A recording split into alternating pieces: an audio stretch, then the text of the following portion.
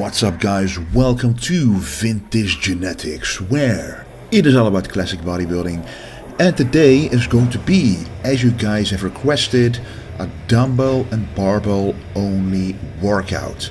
And we are starting out with the back, and the back is one of the best body parts you can train with only dumbbells and barbells, because you can hit it from a lot of different angles, which you will see in this video. And one of the best exercises for the back, in my opinion, is of course the barbell row.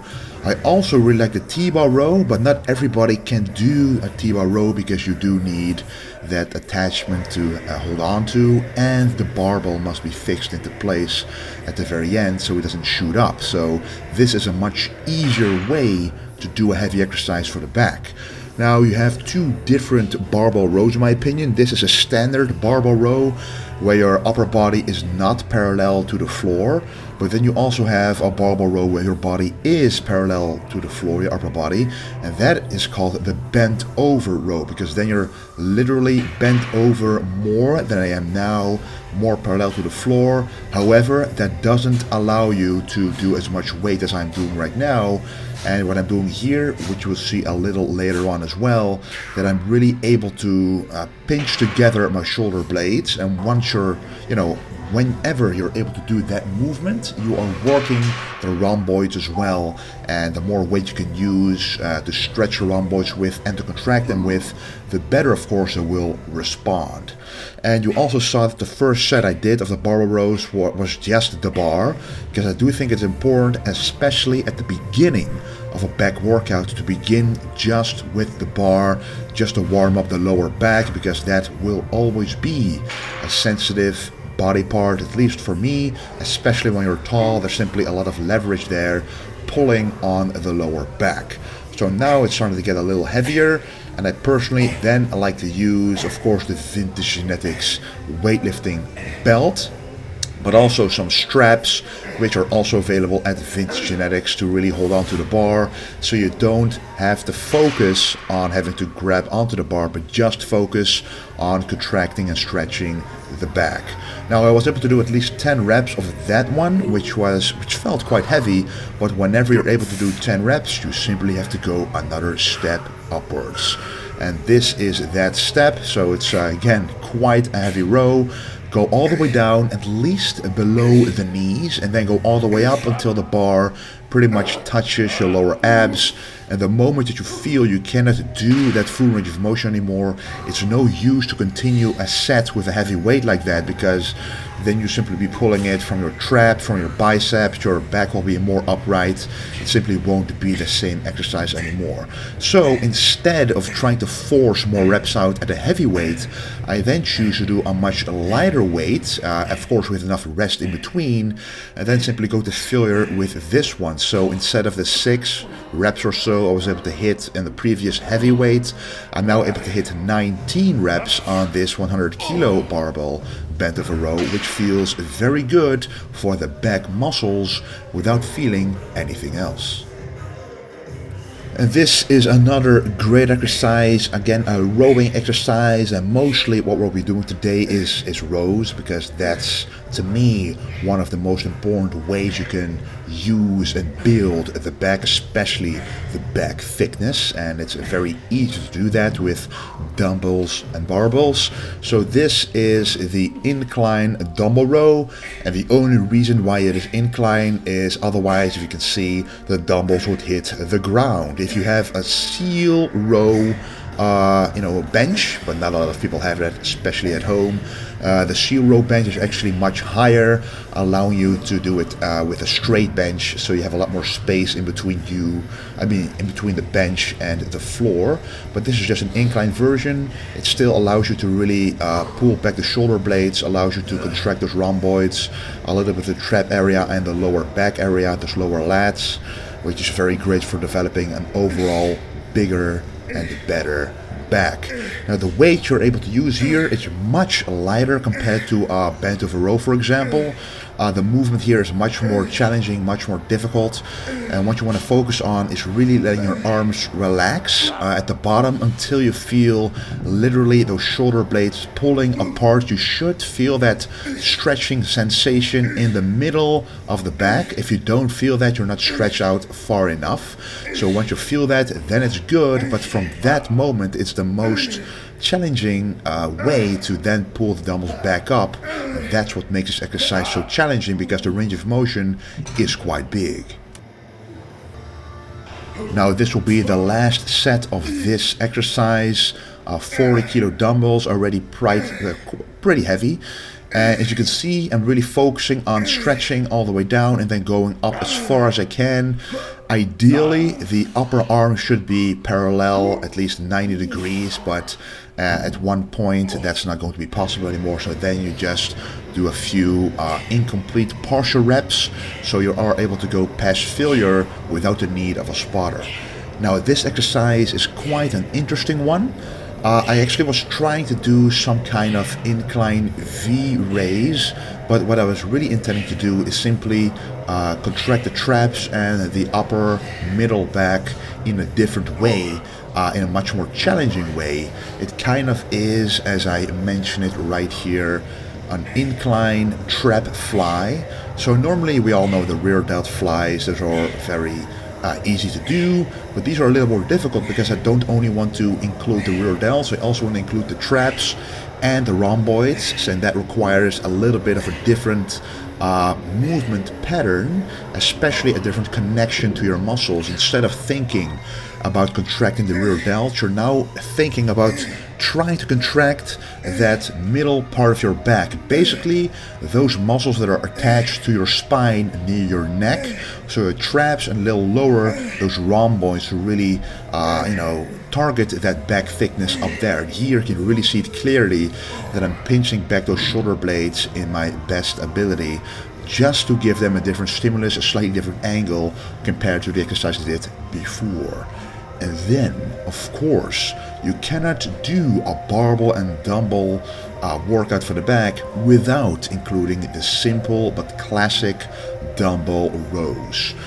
You see me doing these dumbbell rows in this fashion, you might think, well, that doesn't look like, the dumbbell rows most people in the gym do that you remember. So what I'm doing right here is really stretching the lats all the way down and then moving my body along with the natural movement pattern of how the lats work. So a lot of people like to go straight up and down, but that is not the natural way the back likes to move. It likes to move back up, but also back behind you. So up and behind. That's what you gotta think. If you look at the elbow, it doesn't go straight up, it goes upwards, but also backwards at the same time. And if you do that, you will hit not only the upper lats, but also the lower lats. As you can see, when I stretch, the lats really close to the armpits are being stretched. When I'm contracting, the lats close to my waist are contracting. So you're really hitting all the fibers in the entire lat, top to bottom, with this way of performing the dumbbell rows. Another great benefit of using dumbbell rows one arm at a time is, of course, you gotta start with the weakest part first. For me, that's the left side, so I was able to do 7 or 8 reps on this last dumbbell row set. And then with the right one, I know that I'm able to hit more reps than that, but I purposely stop at the same amount of reps I hit with the left side to be able to balance the two sides out. For every bodybuilder, even if you're pro for many years, your body will never be 100% balanced, but the only way to come close to perfection is performing techniques like this, so don't skip on your unilateral exercises. Alright, so this is an awesome one. As you guys know, especially when you followed me for a longer time, you know that I love the Dumbbell Pullover. It's this exercise that gave me my wide lats from the front combined with the serratus muscle attached to the lats. At least that's what this exercise, I used to do this for so many years, and I really feel it very consciously in the lats, creating that lat width, at least helping making the lats wider. But what I'm doing here is actually attaching it to a resistance band. Now, why have I done that? If you look at the movement of the dumbbell pullover, you can see when you go down and about until the dumbbell is going over your head, there's still a lot of tension from the dumbbell, from the weight itself on your back. But the moment that the dumbbell goes over your chest, the tension is pretty much gone from the back, and it's all on the shoulder joints, on the elbow joints, and that's not where you want it. You actually want it to remain on your back just like it would on a cable pullover. But the dumbbell pullover to me is superior because you can stabilize your body on the bench. You can really get a very deep stretch without having to worry about anything else, and really go all out on these dumbbell pullovers, as this is the last back exercise. So I like to do 15 complete reps, and I go all the way down as far as I possibly can until I stretch the back out as far as I can, and then go all the way to my chest with the dumbbell so I can actually contract the back as well. Usually, if there's not a resistance band attached, the contraction really has to come from the mind-muscle connection rather than any weight pulling on your back, because here, the moment the dumbbell is at your chest, there simply is no tension or contraction at the back necessary to keep it there. However, with the band, you have a constant pulling on the dumbbell, and your back needs to work to keep it there. So that's why this version is superior if you look at the full range of motion and the time under tension it provides compared to a regular dumbbell pullover. So if you don't have bands, I really recommend you get a band to make this exercise even more complete, even more challenging than it already was. And to give you an example of how much more difficult it is, I am able to hit 55 kilos or even 60 kilos on this exercise with the same rep range, and now I'm only able to do 45 kilos, making it a much more challenging exercise, dropping the weight by 10 to 15 kilograms. And I always hit this at the end of a workout, so that has nothing to do with it. It's simply the addition of the resistance bands that makes it a lot more challenging.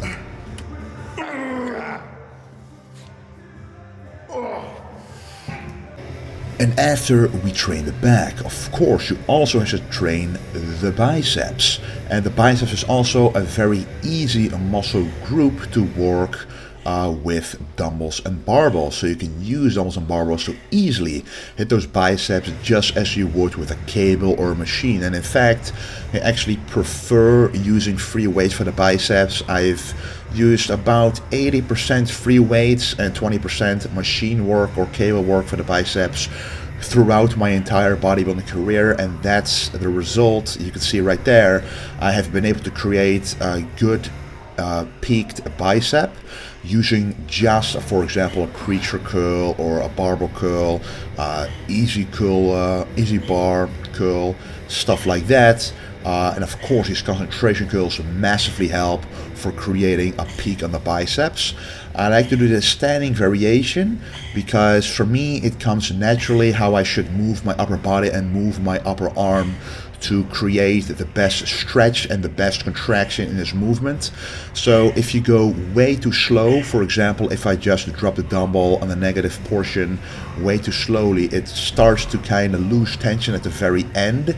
So here you kind of want to get the speed in there to keep the tension automatically on the biceps, even in a fully stretched position. And if you look closely at the biceps, you can see that the tension is never lost, which to me is one of the most important aspects about training the biceps. You never want to lose that tension, because then you get as much blood in there as possible, get the best pump possible, because any relatively small muscle group in the body doesn't need heavy weights. It actually needs a lot of blood in there for hyperplasia effects. And hyperplasia simply means getting fluids and blood into the muscle cell, and when a muscle cell is swollen, it sends a signal for hypertrophy as well. And I believe if you get that every single time in smaller muscle groups, you will create bigger, rounder, more complete muscles compared to only training very heavy, because then you cannot prevent other muscles helping you move that weight, because the muscle simply isn't strong enough on its own to move weights like that. And here is another example of a very good classic free weight exercise for the biceps, this simple barbell curl. I put 5 kilos on each side to begin. The concentration curls already got a lot of energy removed from the biceps, not allowing me to go very heavy on these barbell curls. But for me, this is also kind of a concentration curl, because I really am concentrating, focusing on contracting that bicep the best way I possibly can. And you also have to notice I'm not going all the way down, pretty much 90% down, because I don't want to overextend the bicep, because then you overextend the tendon, and if you use heavier weights, that can cause inflammation and ultimately tendonitis in the biceps, which is not what you want. This is going to be the last set on these barbell curls. The grip is about shoulder width. I go all the way up, and my upper arms are going up a little bit as well, allowing the contraction to be even more severe. You have to remember, if you keep your arms if you keep your elbows locked into your sides, you won't be able to contract the bicep as hard as if you move your upper arms with the movement when you do the curl. So try that out the next time. You will notice a much better contraction. Just don't swing your entire upper body, because that would be a cheat curl, which is pretty much useless if you want to train the biceps only. And here I'm doing a drop set. First going to failure on a heavy set, and then simply taking like 10 to 15 seconds of rest and doing a drop set with only the barbell until failure, to again get as much blood in there, but still with a full range of motion, time and attention, and correct form to make sure you don't injure yourself, but only put tension on the muscle, put the blood in the muscle, and that's all you should want. Guys, a lot more workouts are coming your way. Thank you for watching, and do not forget to stay golden.